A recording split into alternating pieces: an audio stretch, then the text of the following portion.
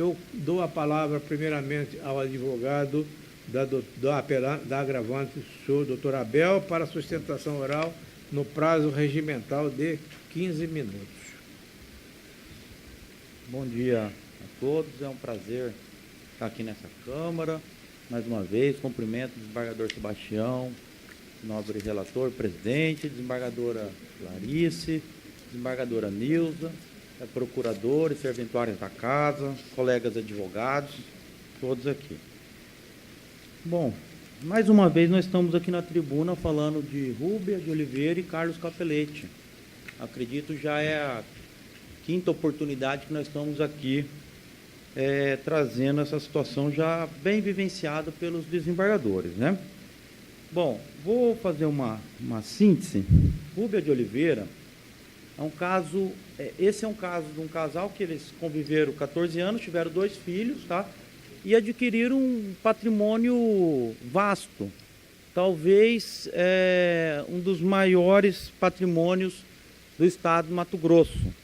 Nós estamos falando aqui de 200 mil hectares de terra, só em terras. Isso não é alegação, isso é resposta do senhor Carlos Capelletti em depoimento judicial, quando o magistrado pergunta para ele: o senhor teria algo a acrescentar em relação ao acordo? O senhor disse que houve mudança nas condições do senhor. Na época tinha alguma dessas situações que o senhor já está colocando hoje da situação patrimonial que não tinha na época. Aí o Carlos responde: na época eu tinha 200 mil hectares de terra quando eu separei. Então, para entender o que nós estamos aqui discutindo, uma situação diferente. Esse depoimento do senhor Carlos Capelletti foi na ação revisional de alimentos que ele ingressou contra a senhora Rúbia para reduzir uma pensão de R$10 mil para R$1.000, R$1.300. É onde ele alegava ser pobre, onde ele alegava morar num casebre, e no depoimento ele fala isso, né? Quando do acordo começou os litígios, na comarca Itapurá, Carlos Capelletti ele era prefeito da cidade. Eles fizeram esse acordo, se assim considerado, e nesse acordo ele consta vários itens. E lá no item H, ele consta que todos os bens do casal, mencionados ou não, olha o dolo, mencionados ou não, nos processos tais, caberiam ao requerido. Então isso ele fez inserir. Daí tem o item que fala da pensão, tem o item que fala da guarda, tem o item que ele doa aos 2 filhos 5 mil hectares de terra para cada um, para os filhos, né? E tem o outro item que incumbe a Rúbia, 135 mil sacas de soja parcelado, 5 anos, né? Isso é o que consta desse acordo. Então vejam, excelências, primeiro, não há partilha. Qual é a partilha? Onde está a descrição dos bens a partilhar? Começamos por aí. Qual que são os bens comuns? Quais que são os bens que são reservados? Aonde está essa descrição? No acordo não está. Na partilha, ela é obrigatória a constar. Artigo 731 do CPC 732, ele fala as disposições relativas à descrição e à partilha dos bens comuns. No caput ele fala constarão, a norma imperativa. E, além disso, vamos então interpretar que todos os bens, então, se não há partilha, até porque esses processos que eles litigavam, ela pediu dano moral, ela foi traída.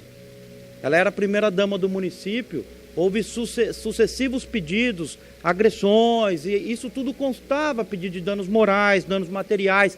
Então, esses 135 mil sacas, e depois eu vou falar da penúria que ela teve, que está tendo ainda com relação a isso, a título do quê? No acordo não consta. No acordo não consta a título do que é. Ressarcimento de dano material, moral? Ele é parte de uma divisão? Não consta. E aqui nós não podemos presumir. Então nós estaríamos tratando de renúncia. Então ela renunciou à parte dela, renúncia tem que ser expressa. Renúncia à partilha tem que constar de ato público, ela não se presume a renúncia. Então não podemos tratar que houve renúncia. E vamos mais. Aí nós, quando vamos então falar 135 mil sacos de soja, valorado nos dias de hoje, nós teremos 6 milhões de reais. Sim, 200 mil hectares de terra valorados nos dias de hoje, nós estamos falando em 500 sacos por hectare. Nós estamos falando da cifra de 120 milhões de sacas. Nós estamos falando então que a parte, se entender isso como partilha, a parte que incumbiu a ela não chega a 0,5%, mas a 0,2%. Se a gente valorar essas áreas, a metade só do valor, 250 sacos, pegar um valor histórico que já faz mais de 20 anos que não é esse valor, nós estamos falando de 60 milhões de sacas. A um valor de R$50, hoje o soja está 65, nós estamos falando de 3 bilhões de reais só as áreas rurais. Não adentramos ao resto do patrimônio. Então, para vocês verem a severa desproporção da partilha, a doutrina e a jurisprudência do STJ a qualifica como catastrófica, como ato nulo de pleno direito. Mas por que nulo? Porque a legislação ela impõe ao magistrado exercer um controle dessa atividade. E essa disposição, ela está, por exemplo, um dos artigos 2017 do Código Civil, ele fala, no partilhar os bens, observar-se-á quanto ao seu valor, natureza e qualidade, a maior igualdade possível. Não fosse só isso, o Código Civil, no parágrafo único do artigo 1574, ele fala, o juiz pode recusar a homologação e não decretar a separação judicial se apurar que a convenção não preserva suficientemente os interesses dos filhos ou de um dos cônjuges. A lei de alimentos também, ela fala no parágrafo 2º do artigo 34, o juiz pode recusar a homologação e não decretar a separação judicial se comprovar que a convenção não preserva suficientemente o interesse dos filhos ou de um dos cônjuges, repetindo o que está no Código Civil. E aí, quando nós viemos para essa interpretação, falar, mas 135 mil sacos, ela consegue sobreviver? Consegue. Aquele notório que vivemos até com salário mínimo. Porém, a interpretação aqui, ela está aliada à dignidade da pessoa humana. São situações distintas. E aqui, com propriedade, a ministra Nancy Andrighi, ela fala no recurso especial 12.00.708, julgado em 4 de novembro de 2010, o acordo, ela traz, o critério de considerar violado o princípio da dignidade da pessoa humana apenas nas hipóteses em que a partilha conduzir um dos cônjuges à situação de miserabilidade não pode ser tomado de forma absoluta. Há situações em que, mesmo destinando a um dos consortes patrimônio suficiente para a sua sobrevivência, a intensidade do prejuízo por ele sofrido, somado à indicação de que houve dolo por parte do outro cônjuge, possibilitam a anulação do ato. E aqui nós não estamos falando de vícios de consentimento, nós estamos falando de ato nulo, em que não há prescrição ou quando se debate prescrição, a prescrição ela é a máxima contida na nossa legislação, no caso 10 anos. Então essa ação não está prescrita ou decadente. Mas falamos aqui dos litígios que já houve para ela tentar receber a pensão, para ela tentar se defender de revisional de alimentos, para ela tentar receber esses 135 mil sacos de soja.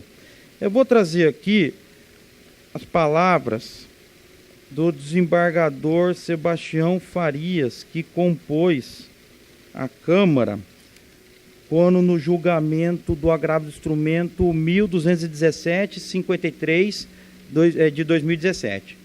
Ele fala, compondo a Câmara, ele fala, ouvida a tribuna o nobre advogado dizer que a constituinte dele atravessa um verdadeiro calvário, como a personagem maior desse calvário resplandeceu e venceu a morte, ela caminhando nesse calvário, o seu direito há de se resplandecer pelo cansaço do adverso, de sempre colocar-se do direito dela.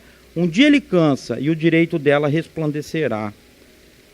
Vou aqui também pedir vênia para rememorar o julgamento dessa revisional agora no mês de agosto de 2018, da apelação, 15 de agosto de 2018.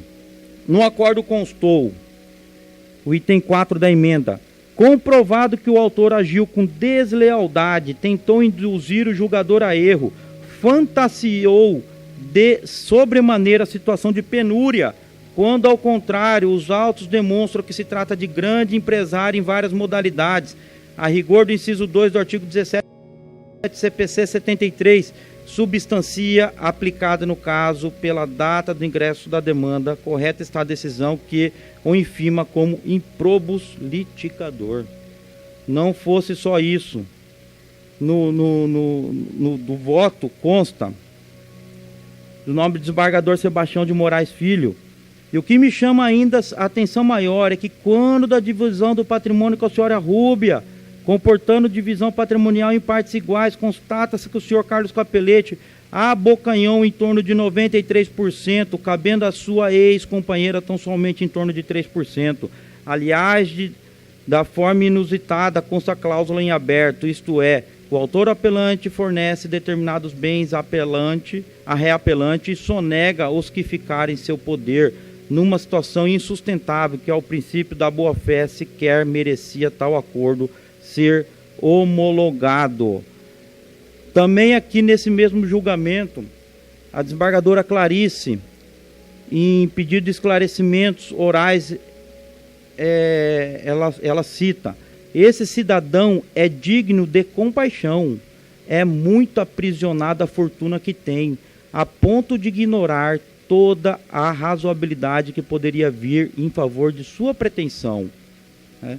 Então, ele chega em juízo e ele debocha do magistrado que conduziu, também no voto do nobre relator, trago isso.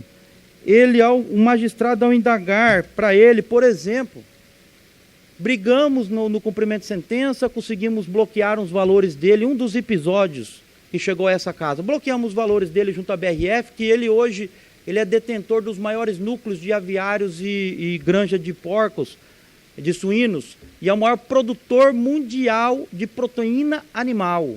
Ele para hoje 1/3 da BRF Lucas do Rio Verde, que é a maior planta que existe no país, da BRF. E ele, quando a gente bloqueou os recebíveis dele na BRF, a BRF foi lá e depositou, e conseguimos levantar cerca de R$1 milhão à época. A mulher aplicou, comprou uma casa para ela morar, agravante, e de repente vem um Bacenjude e bloqueia o dinheiro dela. Aí nós vamos descobrir o que é esse Bacenjude: uma multa do IBAMA, que ele, à época, por deter procuração dela, fez um verdadeiro cambalacho. Isso eu digo porque a gente representou na Polícia Federal. Ele pegou uma infração ambiental que estava no nome dele, da empresa dele, um auto de infração, e ele conseguiu no IBAMA Sinop tirar o nome dele e lavrar outro auto em nome dela, com o endereço da casa da mãe dela em Toledo. E lá o processo correu a edital, então o dinheiro que ela pegou está bloqueado. Aí o que acontece com ela? Contrata advogado, vai embargar, execução fiscal para embargar tem que ter valores bloqueados, não se levanta. O recurso ele vai para o TRF, ele demora 5 anos para julgar lá, ou seja, estamos litigando, começou lá em Toledo, trouxemos o processo para Lucas, estamos agora instruindo o processo dos embargos da execução, provando que ela não é parte legítima, e isso tudo, ele em juízo, ele fala para o magistrado. É perguntado para ele: em relação ao IBAMA, excelência, há uma execução fiscal de conhecimento do senhor Carlos Capelletti.